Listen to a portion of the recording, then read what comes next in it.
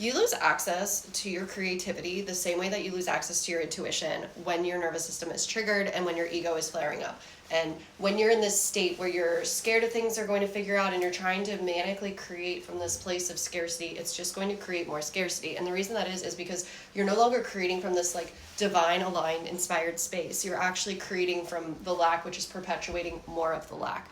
What I have found is that it is so important to return back to a state of neutrality before you try to create anything. Anything that you're sharing, anything worthwhile.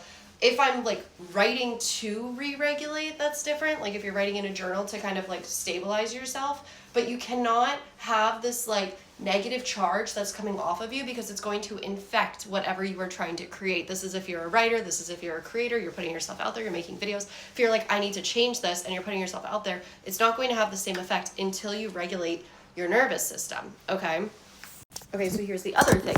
Your nervous system gets activated based on what's going on internally, aka your subconscious mind. The messages that are being sent to you about how you're supposed to perceive what is happening in your life. So when you upgrade what you believe to be true on a subconscious level, it changes the way that your body reacts to different stimuli. And your body can even get negatively triggered by things that you actually want. So this can come into play when you're creating. Let's say that you post something and you're like, I think this is going to be the best thing ever, and it gets 2 likes, and then you start to spiral and question, and then like a bill comes due, and all these things start to happen, and so you get into this negative state. So what I like to do is come back to center. I do this.